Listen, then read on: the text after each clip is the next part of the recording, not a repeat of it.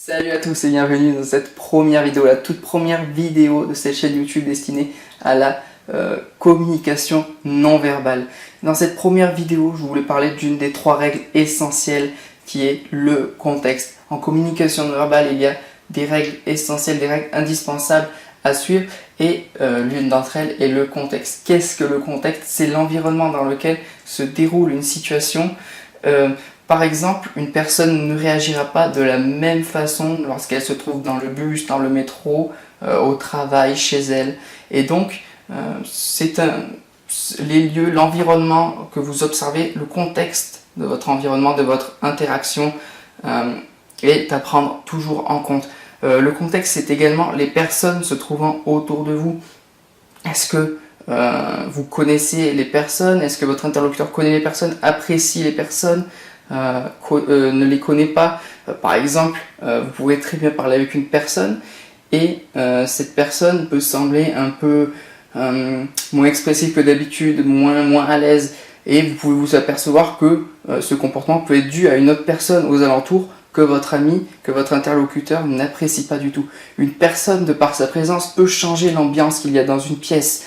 Le contexte, c'est l'environnement, les personnes, et lorsque l'on n'aime pas un environnement, que l'on n'aime pas des personnes et que cet environnement et ces personnes sont autour de nous, notre comportement peut changer. Et ça, en tant que observateur, décodeur du langage corporel de votre interlocuteur, vous devez en avoir conscience. Vous devez vous dire, tiens, qu'est-ce qui peut mettre mal à l'aise? Qu'est-ce qui peut mettre à l'aise mon interlocuteur?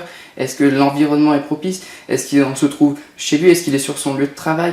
Est-ce que les personnes autour sont ses amis, ne l'apprécient pas? Est-ce que tout va pour le mieux pour la personne en face de moi, ou est-ce qu'il y a des choses qui pourraient la bloquer, faire qu'elle n'est pas aussi à l'aise que d'habitude?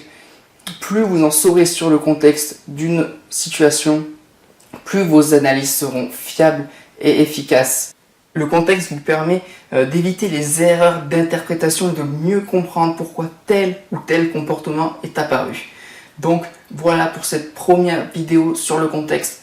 Je répète, le contexte, c'est l'environnement dans lequel se trouve une personne, le lieu, les personnes autour. Plus votre interlocuteur appréciera le lieu et les personnes autour de lui, plus il sera à l'aise. Et au contraire, si les personnes sont présentes,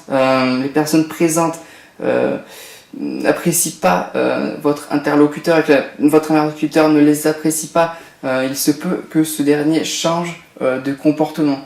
Pareil pour le lieu où il se trouve. Un bon exemple, c'est l'entretien d'embauche. Un entretien d'embauche, le recruteur s'attend à ce que le candidat soit stressé, à ce que le candidat ne soit pas à l'aise. C'est tout à fait normal. Le candidat dans un lieu qu'il ne connaît pas ou très peu, avec une personne qu'il ne connaît pas, il sait qu'il va devoir faire bonne impression et c'est tout à fait normal et logique que le candidat ne sera pas aussi à l'aise que lorsqu'il est avec ses amis, avec sa famille. Et ça, le recruteur le sait, enfin j'espère pour lui, et il devra en avoir conscience.